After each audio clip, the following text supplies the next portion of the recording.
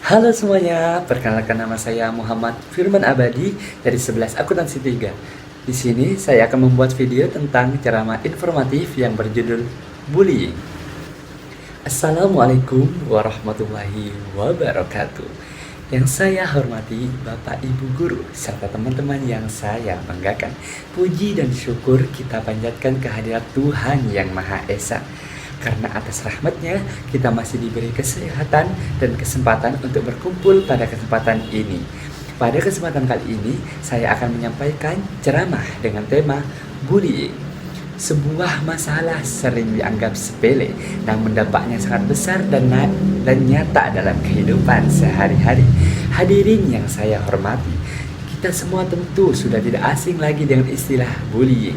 Bullying adalah perilaku agresif yang dilakukan secara sengaja, berulang, dan melibatkan ketidakseimbangan kekuatan, baik secara fisik, verbal, maupun psikologis. Bullying bisa terjadi di mana saja, di lingkungan sekolah, di lingkungan rumah, di tempat kerja, bahkan di media sosial loh. Bullying tidak hanya soal kekerasan fisik. Banyak yang berpikir bahwa bullying hanyalah memukul atau menendang, padahal bullying memiliki berbagai bentuk. Yang pertama, bullying fisik, seperti memukul, menendang, mendorong, dan merusak barang milik orang lain. Yang kedua adalah bullying verbal, seperti mengejek, menghina, memanggil dengan julukan yang merendahkan atau mengancam. Yang ketiga adalah bullying sosial atau psikologis, seperti mengucilkan, menyebarkan gosip, mempermalukan di depan umum, atau membuat seseorang merasa tidak berharga. Dan keempat, yang kini semakin marak adalah cyberbullying, yaitu bullying yang dilakukan melalui media sosial, pesan singkat, atau platform digital lainnya. Hadirin sekalian, bullying seringkali dianggap sebagai candaan, sekedar candaan, atau hal biasa di sekolah. Padahal bagi korban bullying bukanlah lelucon. Dampak bullying sangat serius, baik secara jangka pendek maupun jangka panjang. Korban bullying dapat mengalami stres, kecemasan, depresi, kehilangan rasa percaya diri, bahkan trauma mendalam. Dalam kasus yang lebih berat, bullying dapat mendorong korban untuk menyakiti diri sendiri atau melakukan tindakan yang membahayakan nyawa. Tidak hanya korban yang dirugikan, pelaku bullying pun sebenarnya ikut terdampak. Seseorang yang terbiasa melakukan bullying cenderung memiliki masalah dalam mengelola emosi, kurang empati, dan berisiko melakukan perilaku menyimpang di masa depan. Dengan kata lain, bullying merusak semua pihak yang terlibat. Hadirin yang berbahagia, lalu mengapa bullying bisa terjadi? Ada banyak faktor penyebabnya. Salah satunya adalah kurangnya empati dan pemahaman terhadap perasaan orang lain. Selain itu, bullying juga dapat dipicu oleh lingkungan yang tidak sehat, pola asuh yang salah, keinginan untuk diakui atau merasa lebih berkuasa dari orang lain.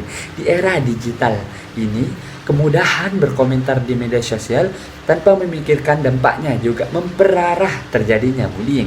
Bullying juga bisa tumbuh subur ketika orang-orang di sekitar memilih diam, padahal diam berarti membiarkan. Saksi bullying memiliki peran penting untuk menghentikan rantai kekerasan ini. Dengan melaporkan kepada guru, orang tua, atau pihak berwenang, kita dapat menyelamatkan seseorang dari penderitaan yang lebih panjang. Hadirin sekalian, sebagai pelajar dan anggota masyarakat, kita memiliki tanggung jawab untuk mencegah bullying. Ada beberapa langkah sederhana yang bisa kita lakukan. Pertama, mulailah dari diri sendiri.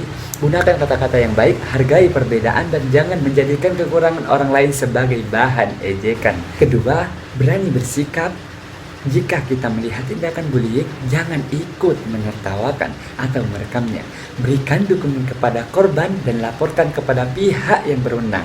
Ketiga, bangun empati dan kepedulian. Cobalah untuk memahami perasaan orang lain sebelum bertindak atau berbicara.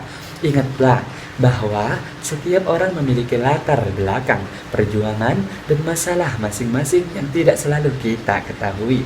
Satu kalimat yang kita anggap biasa bisa menjadi luka mendalam bagi orang lain. Hadirin yang saya hormati, lingkungan yang aman, nyaman, dan saling menghargai tidak akan terwujud tanpa kerja sama kita semua. Sekolah bukan hanya tempat menuntut ilmu, tetapi juga tempat membentuk karakter.